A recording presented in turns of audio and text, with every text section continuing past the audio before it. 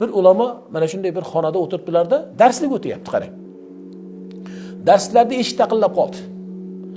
Yonlaridagi shogird shunday turaman deydilar, shunday qo'llardan ushlab to'xtatdilar. Qayoqqa dedilar? Ha, eshikni ochaman. Nima niyatda ochmoqchisan? Eshikni ochishligingdan maqsad nima? Yo'q, eshikni shu ochishlik niyatida ochyapman. Gapini qarang. Chunki u savolni ham tushunmadi. Nega ochmoqchisan desa, niyating nima desa, niyatim eshik ochish deydi.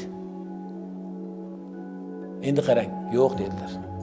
Sen shu o'tirganingda turishligingdan avval niyat qilgin, shunday niyat qilgin, eshikni borib ochib qo'ymagin. Eshikni ochib qo'yishlik bu muboh, borsin, ochsin, unga ajri bor, savob yo'q, yoki savob bor, ajr yo'q, yoki ajrsiz, savobsiz nima muboh amallar shunaqada. Muboh amallar aytdik, ajri ham, savobi ham yo'q uni. Ruxsat. Lekin o'zingiz ajrlik qilasiz yoki xatolik qilasiz. Shunda ulamo aytdilarki, yo'q.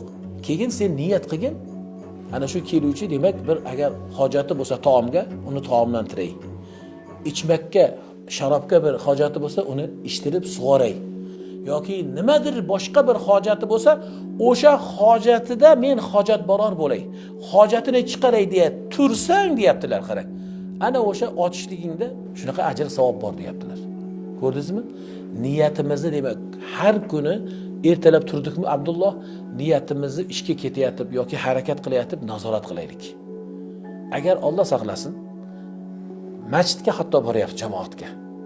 Abdulloh ko'rilmay qoldi demasin, shu xalqqa ko'rinib turay desangiz, bu namozingiz yondi. Undan tinchgina uyda o'qiganingiz ma'qulroq edi. Tushunarlimi? Demak, niyatlarimizni o'zgarishligi bilan boyaga ahli jahannam bo'lib, balkim jahannamga birinchi kiradigan toifalardan bo'lib qolmaylik.